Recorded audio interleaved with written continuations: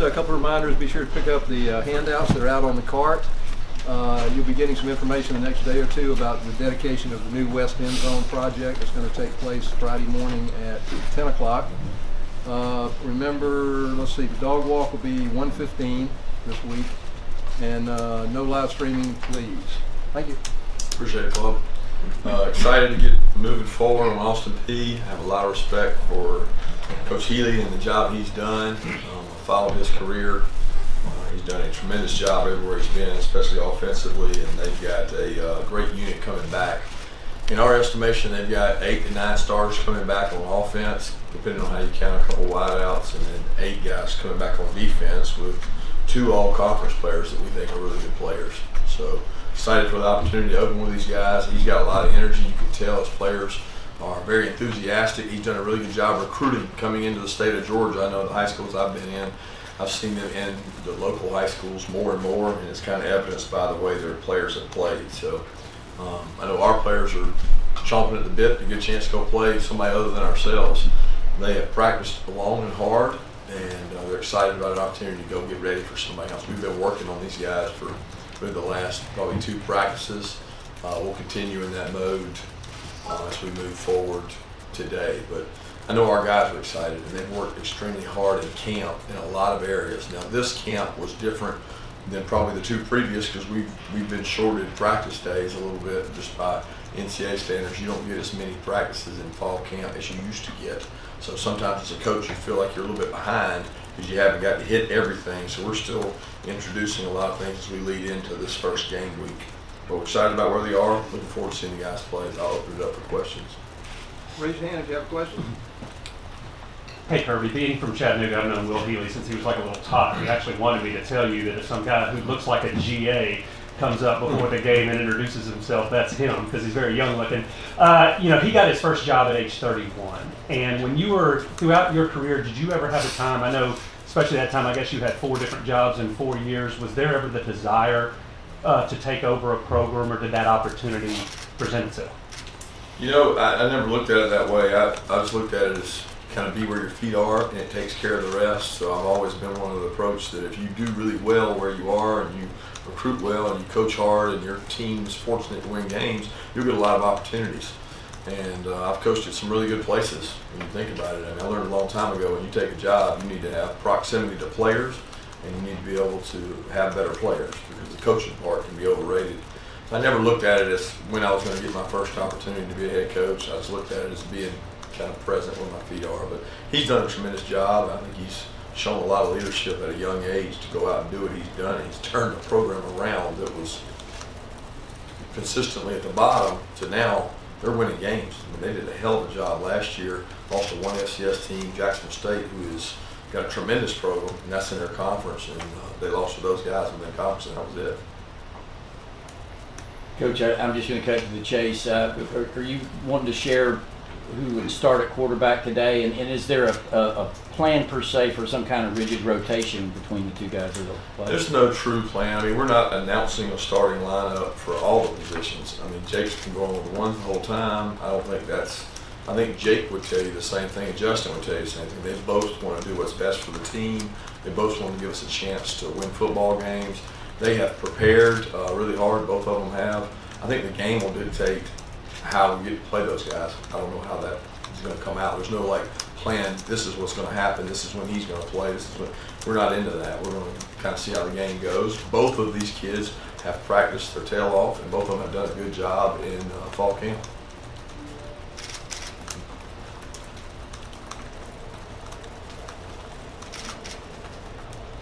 Kirby, sort of following up on Jake, what was it about him last year as a true freshman that you thought was sort of extraordinary that you wouldn't normally see in a player that young? And as a follow-up, after everything he did during the season, a lot of people would have just assumed he'd be a starter right away. Was there something in camp this year that you wanted to sort of reevaluate and watch again before making a decision moving forward?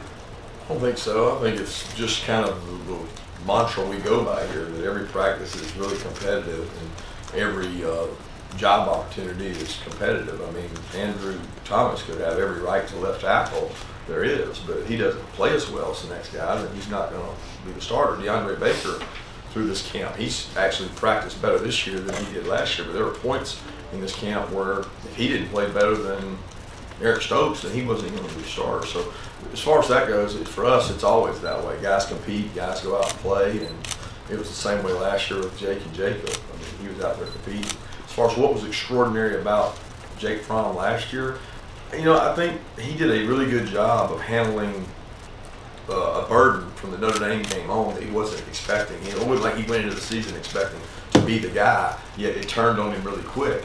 And it worked for some really fastball snaps and some plays where we went no huddle, that he made some plays in that first game. He was able to gain confidence. Second game, Notre Dame probably struggled a little bit. His first start on the road at Notre Dame, you could imagine. I think what he did really well last year was handle our team.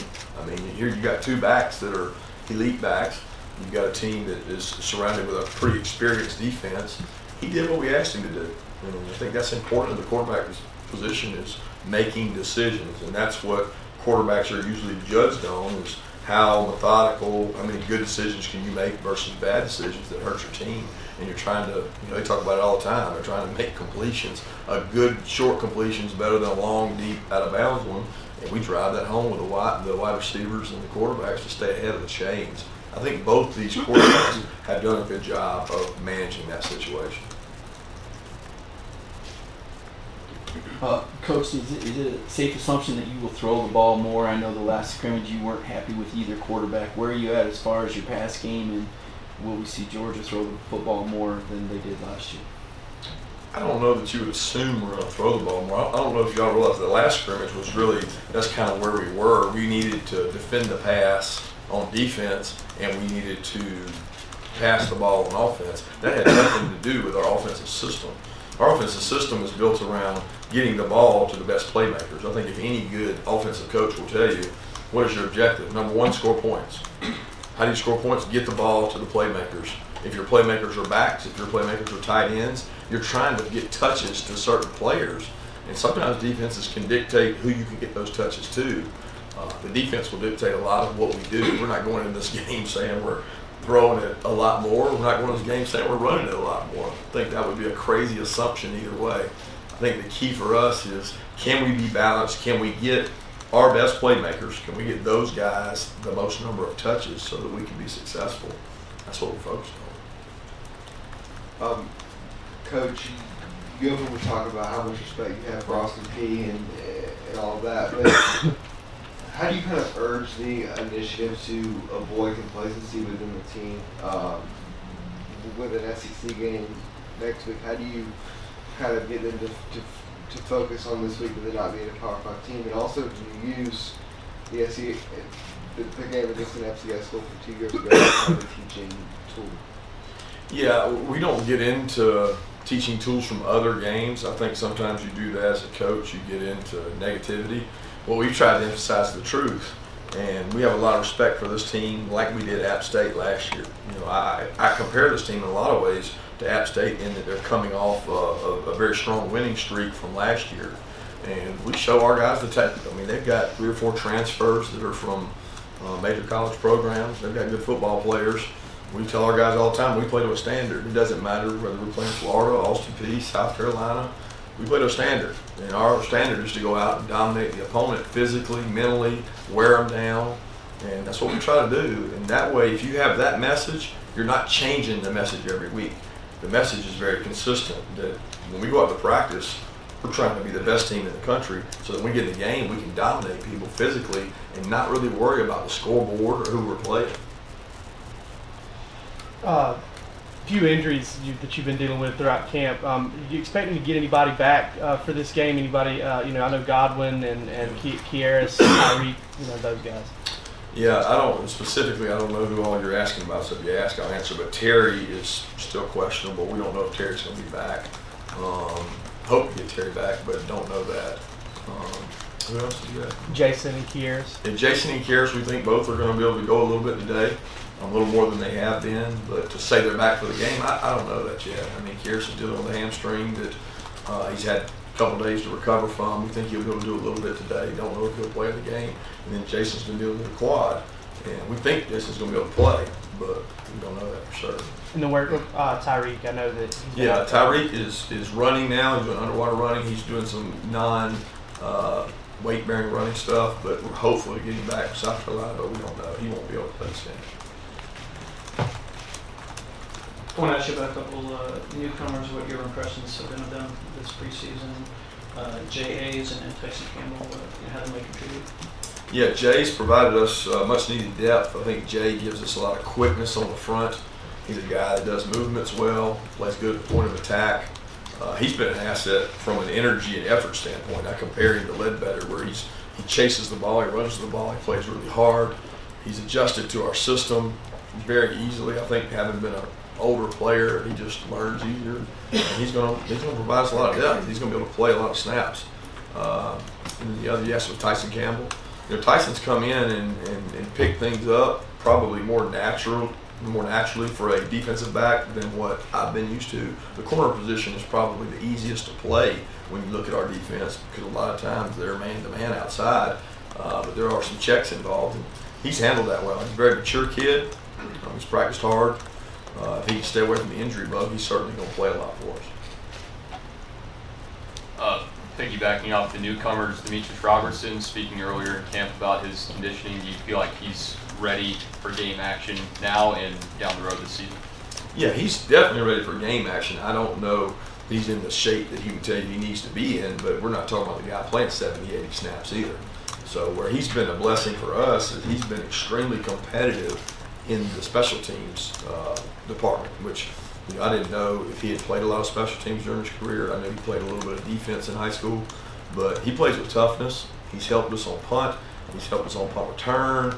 He's helped us on kickoff return, and then he's also been a quality wideout for us. You know, with these knick-knack injuries we've had with wide receivers, he's a guy that's pushed through and done a really good job for us. I feel like over the last 2 weeks, he's gotten his legs back under him, so you see some of the juice that he had from the beginning, but he's probably still not where he needs to be as far as from an all-season conditioning standpoint.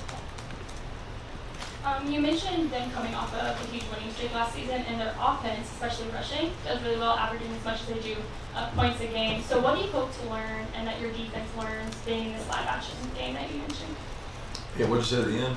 What do you hope that you learn from your defense and that your defense learns playing from an offense that can run the ball really, really well? Well, the number one thing is they have a lot of elements of the option. Their quarterback does a great job. Both quarterbacks do a great job running the ball, and they have perimeter runs. They got inside runs. They got arc schemes. They got veer schemes. They got power schemes, gap schemes. I mean, they have a kind of a plethora of offensive sets and motions, and they do a very good job offensively of trying to keep you off balance. So, I think we have a good physical front. I'm not saying they're going to come in and dominate and be able to run the ball every down on us, but I think what they can do is get explosive plays because they affect you on the perimeter. If you don't play the option right, which is not something that we practice against every day, it can become a problem for you. So we've worked really hard at understanding some scheme blocking stuff we may get, play actions off of it. You got to have really good eye discipline. That's why they score so many points, because teams get in trouble and don't look at the right thing. And when you're dealing with a young secondary, sometimes that can happen to you. Coach, obviously the inside linebacker position is one of a lot of transition this year. I haven't heard you talk a whole lot about Monty Rice here lately. I hope you can speak to him specifically. And it's also interesting you see Tay Crowder and Natrez Patrick in there sometimes together, and they're definitely different looking, physically big guys in there together. And is that a mix and match situation? Maybe you can go big, go small, but Monty specifically. Monty has done a good job this camp. Monty is he's a wee bit younger than those guys you mentioned when you throw Jawan in there with Natrez and Tay. But Monty is a high effort guy. Every time we scrimmage or play games or spring game, he seems to put up good numbers. He's got to do it more consistently in practice, and he's got to play with a lot better body position in practice. But Monty is as hard a worker as there is on his team. I've been so pleased with the effort he gives, and he cares about the team a lot. When you talk about Natrez and Tay, both those guys, they rotate. So whether they're in there together or whether they're Monty or Jawan, really of those four guys, they've kind of all been sharing time Conditioning is important to them. Those guys alternate. They have a lot of similar qualities among the four of them. None of them really stand out as a different kind of linebacker. So we're able to play those four guys. They have a good understanding of the defense when you talk about those four players. What they don't have a lot of is experience. You know, Monty and Juwan got a little bit last year. Trez has a little bit of the history, but he didn't get to play towards the end of last year. So of those four guys, it'll continue to be by committee at the linebacker position. You just mentioned how important it is for quarterbacks to have great decision making. I'm curious to know how Fields has grown from spring ball to camp to now when it comes to decision making and commanding the huddle. Yeah, Justin, I mean, you think about when you start out in college and you really should be a senior in high school and you walk into a system that you've never heard or done and you go through spring practice.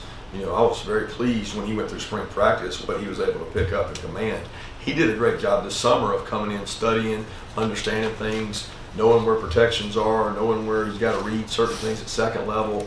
He does a really good job with the academic element of the quarterback position. That usually transcends into good decision making. Because if you know where you're supposed to go with the ball and you know when the first option's not there and you can get to the second and third, you're starting to pick things up. He's done a good job in this camp of being able to move on and make the decisions you got to make the quarterback to make winning decisions. That's why we're very confident in Justin and what he's been able to do. I'm very pleased with where he's at. Now he has to continue to improve. So does Jay. They both got to get better because for us to go where we want to go, we may have to put more burden on those two guys. But right now they're making good decisions. They understand the offense, and for the first time they have a limited game plan where it's not the whole playbook, which we did in camp. One of your first stated goals when you were hired was on both lines to get bigger, stronger, and you wanted more depth. Can you talk about the competition you've seen, especially on the offensive line this preseason? Yeah, the offensive line competition has probably been the most heated, maybe other than receiver, that we've had. And I think a lot of that has to do with the recruiting, having good quality players. We actually probably have less depth. Like when you look at our scout team O-line, last year we had like 5 scholarship guys on the scout team O-line. This year, that's not really the case because we have fewer linemen in general. We have fewer walk-on linemen. So we have a little bit of a depth issue when it comes to our scout team look, but when it comes to our first and second teams, we got a lot of interchangeable parts. Not only that, a lot of them have experience because even the freshmen, most of them were here in the spring. So when you see Kate May and you see Trey Hill and those guys, even Warren Erickson, they're out there in the spring. So you feel like these aren't first-year players. They're out there able to compete. So I've been very pleased with the competition at that position. There's still some holes and some things we got to figure out with the offensive line and what parts are going to start where and how many snaps are they going to play. But a lot of the offensive line has to do with if you lose one guy, you don't want 4 people moving. And we're trying to figure out where the moving parts go with that offensive line. As far as the defensive line, we don't have the depth we need. We're in constant search and need of defensive linemen. I don't know that we've gotten bigger at that position. Certainly you want big, but in this day and age we have, you got to be able to run sideline to sideline too. Coach, you referenced discipline being handled internally. Can we get an update on is Natchez going to be available the first game as well as D'Angelo Gibbs? Yeah, I'll keep it like I always do. Discipline will be handled internally, and you guys will know it the first game. I'm fascinated by whether you take a sip of the Coke bottle, but I'll leave that for another day. Please do. Lamont Gallagher. Appreciate all Coke does for us. Well, Thank you for noticing. I'm sure you guys have already tweeted about it and made some comments. 3 times. I'm betting that you have. Yeah. I did just notice that when I walked in. Lamont Gallagher, how's he evolved from when you first got here to now, and how good? There's some people who say he's all SEC, even like higher nationally. No, I think that's for somebody else to judge from a standpoint of where he is rated and those kind of things. Lamont Gallagher's a really good leader for us. He has gotten better since we got here, but that's probably to be expected because before we got here, as I understand it, he was a defensive lineman right up until, and then he switched. It's probably a good move for him because when we do sprints and we do shuttle drills and we do change of direction drills, you watch Lamont and like, he's beating the defensive lineman. You know, the offensive linemen don't always beat the defensive lineman, but Lamont does. He has great toughness. He's able to push through pain and injury. He's very bright. And I tell you what he is, he's really competitive. When we mess something up, and you don't do something right on the offensive line, he gets upset. It bothers him, and he wants to command the other offensive lineman to get it right. And when he demands that, we usually have pretty good success. So I've been very pleased with what he's shown and his improvement and getting better. But as far as where he stacks up, I haven't seen enough centers in the country to know where he stacks up. 2 more questions? Following up on Lamont, last year Isaiah was kind of the excuse me, understood leader of the offensive line. Yeah. You mentioned leader? I mean, is it kind of the same? I know they play 2 different positions, but does Lamont kind of have command of that line in a similar way Isaiah did last year? Yeah, I think Isaiah was the quiet leader last year because he didn't do it vocally. He did it by practice and his toughness, and he didn't have to say anything. It was more like Nick. Where this year Lamont commands respect, but so does Andrew Thomas. And Andrew does it quietly as well. He plays really hard. He plays physical. He does a lot of good things for that offensive line, and he gives you just really a very mature, rock solid sophomore at that position. And then Ben has spoken more lately. So I think Lamont has probably a little more help than Isaiah had when it comes to that, because he's got some guys that have a lot of playing experience. Last year we didn't have a lot of guys with a ton of playing experience. You've run onto that field a lot of times. You've never run out and turned right. What's that going to be like running out from the west? I think it'll be different. I think it's more second nature to us because we've practiced there more now. We've had a couple practice sessions where we came out from that end. So it's more familiar for us than it would be for the fan base. It'll definitely be unique. The first time that I know of it's happened that way. So I think we're used to it pretty quick though. We'll take one more question here since we didn't have a mic over there. Sorry, Seth took my questions, so I'll have another one. Last year, staying in last year obviously has been a common theme, and I'm sure it's a common theme for year every year. But I'm just wondering, particularly with the quarterback, did you have any particular concerns about Jake? Because I know up until today anyway, he hasn't been talking to the media, or you haven't allowed him to talk to the media since I think spring football. And so did you just not want him facing questions about the quarterback battle, or did you have some other focus questions about him, or did it play into it at all? Or Not really. I mean, for the things we do in this meeting room with the team and from a team standpoint, Jake stood in front of the team and talked. Jake does a great job. If we ever ask him to break down the team afterwards, stand up in front of the room and talk to him, he commands a lot of respect. He's one of our best leaders. I think for Jake's sake, the most important thing he could do for this camp and even spring practice was be a better player and grow and get better. And he's done that. He's done everything we've asked him to do. Been very pleased with that. And the fact he's up today, I think, tells you a lot about his leadership qualities and who he is. And he's managed that really well. I'm very pleased with what he's done for our team, from a stand in front of the group, command the respect, grow as a player, picking the right plays to put in.